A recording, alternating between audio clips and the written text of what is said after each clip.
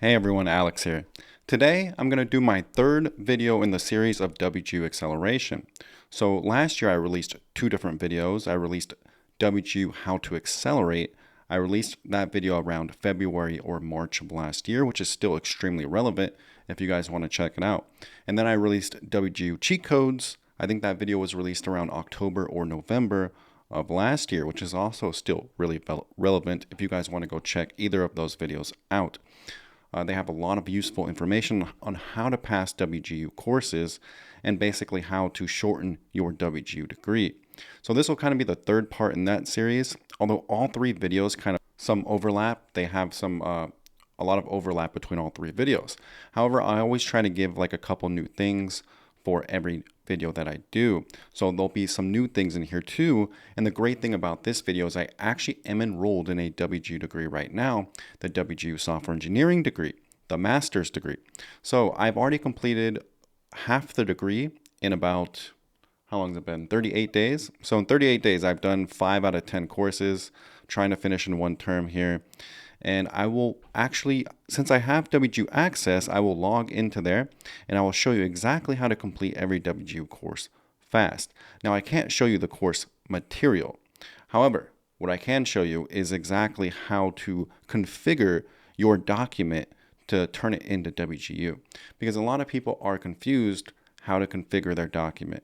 So WGU doesn't really have templates anymore, it seems. I can't find them personally, but they used to have these very helpful templates. And now you might have to create your own template. So I will show you exactly how to do that. And it makes your chances of passing an evaluation much higher. So it organizes the rubric for whoever's grading it and makes it much cleaner and much more organized, highly increasing your chances of passing.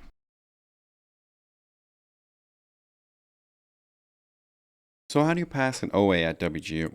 Now, passing an objective assessment, which is a test class, the whole class is based off one test. And I've gone over this in depth in my other videos. There's 3 videos you can watch regarding this. You can watch the WGU Cheat Codes video, the WGU How to Accelerate video, and there's a video called WGU OA. So I'd recommend watching all 3 of those videos. So how do you pass an OA?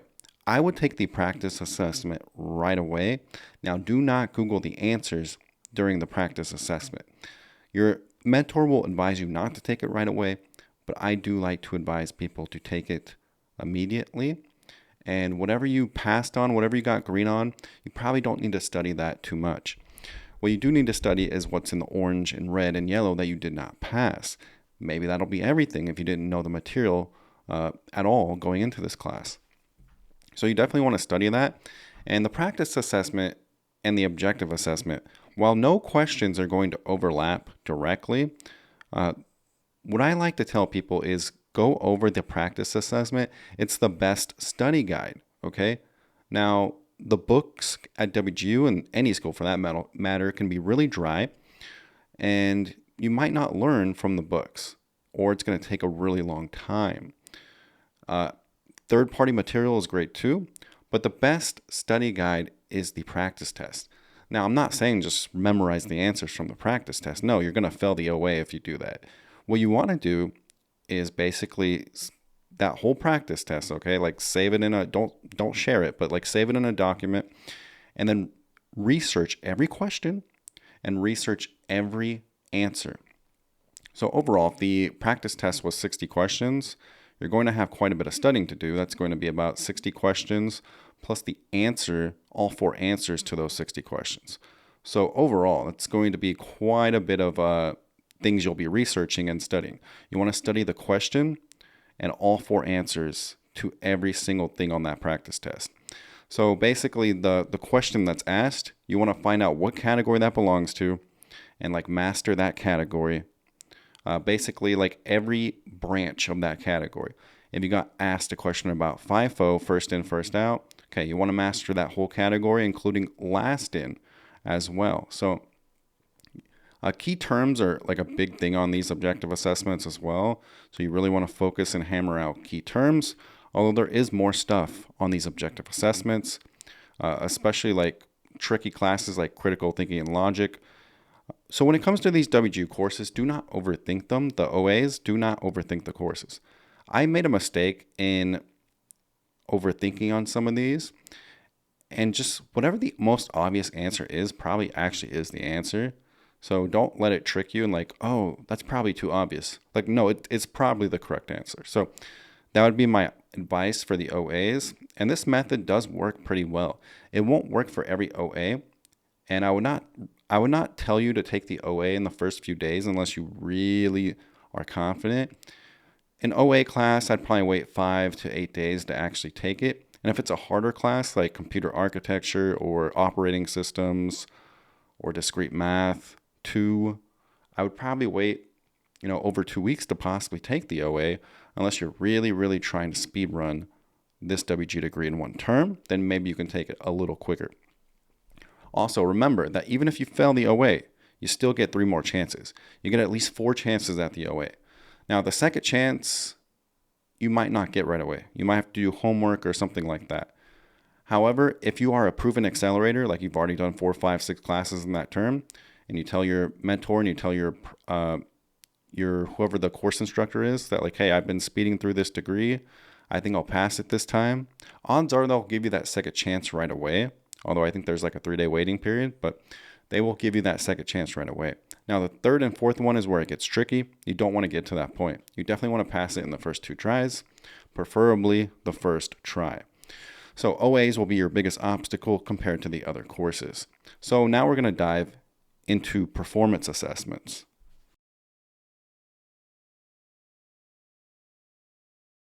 All right, guys, I am in the performance assessment. So performance assessment are basically writing courses, and I'm going to show you exactly how to pass these and make it much more easier for yourself and make it much more easier for the evaluator. And I do this for every single writing course. I do it for project courses as well. So now for the project courses, you're actually going to have to do other things though, like commit history and overall, like maybe record a video or whatever else it has you do. But for the most part, for performance assessments and project courses, you're going to do this method for all of them. And I will open a document and I'm going to show you how to do this. So first, you're going to click tasks. You're going to click the course and you're going to click task and you're going to find this rubric, okay? You're going to scroll down. You're going to find this. Since I can't seem to find any templates anymore, if you can find a template in the course resources, great. If you can't, you're going to do this method instead. So you're going to open this and you see this rubric right here. And I'm going to show you exactly what you're going to do. All right, so here's what you're going to do, guys, okay? Very simple stuff. Yeah, take this off.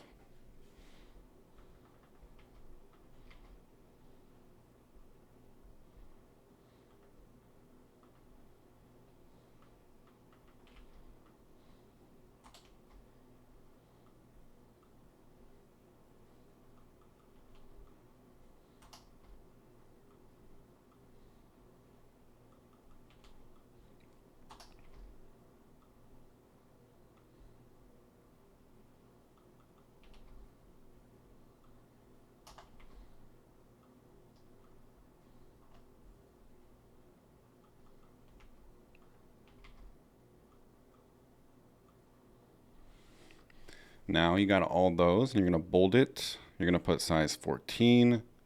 And I usually do Times New Roman, usually. So, and then you're going to fill out all of these, information here, and then fill them all out.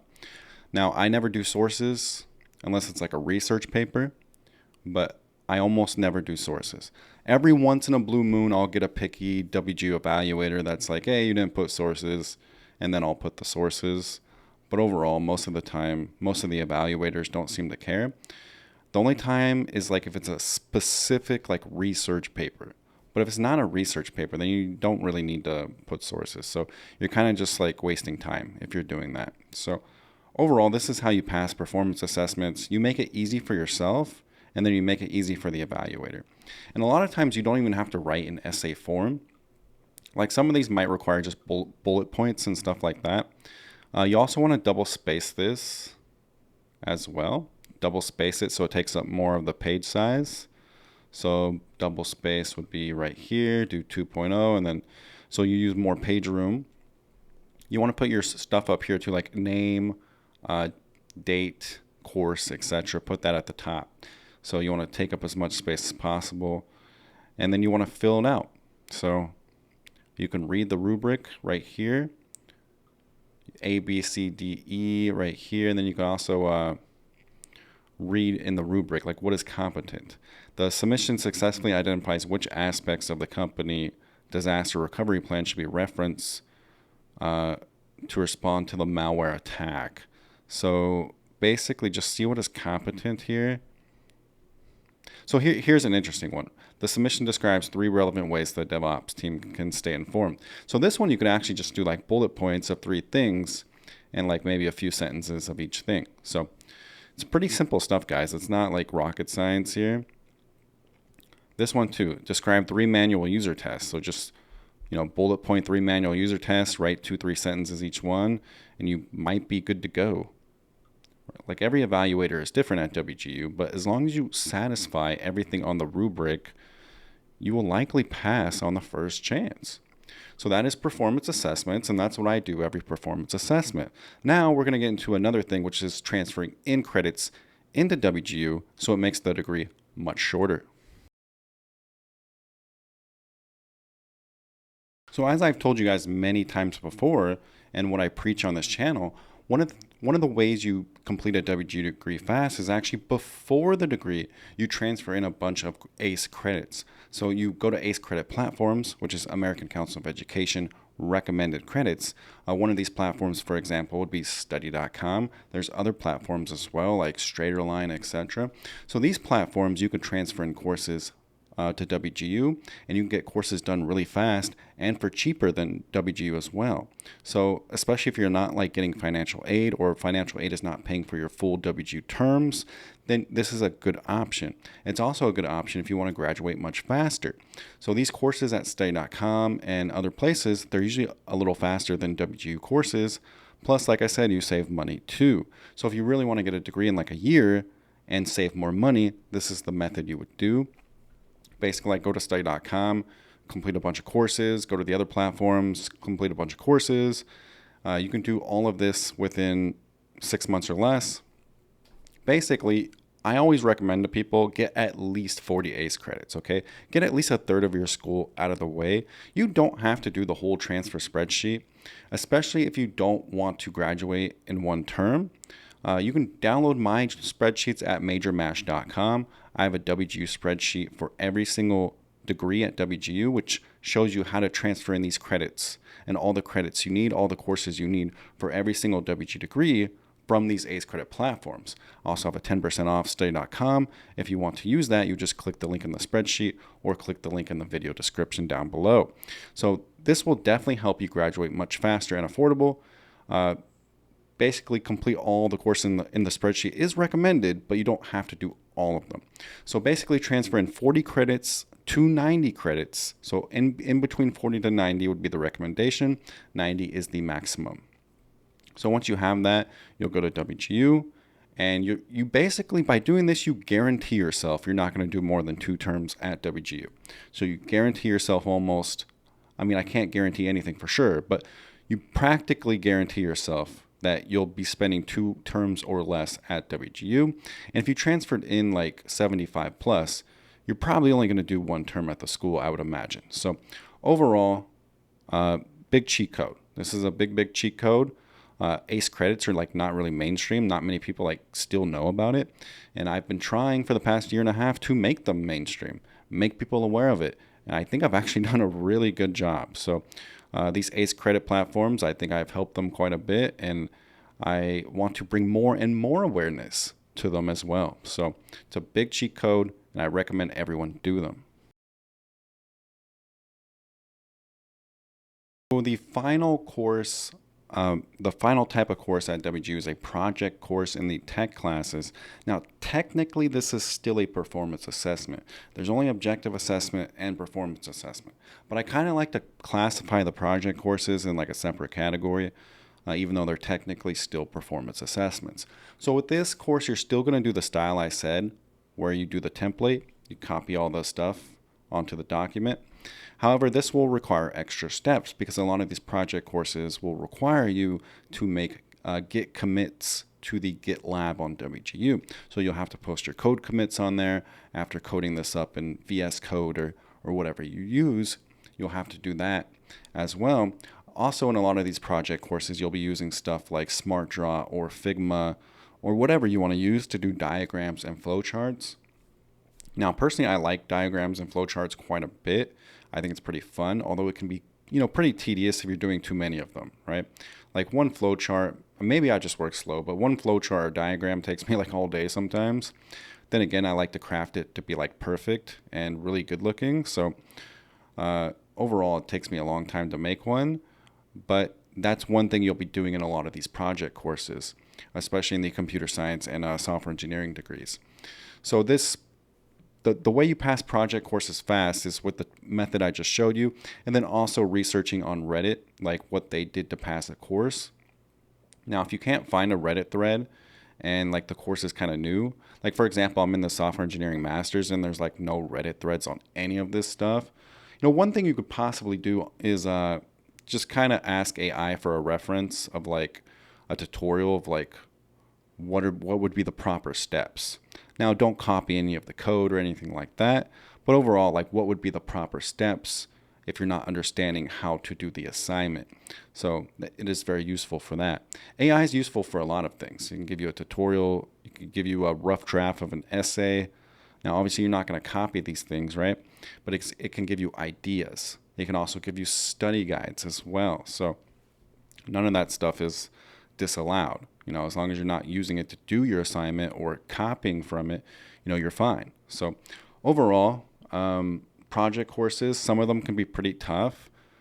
I've experienced some tough projects at WGU in this degree so far, but overall, they're all passable.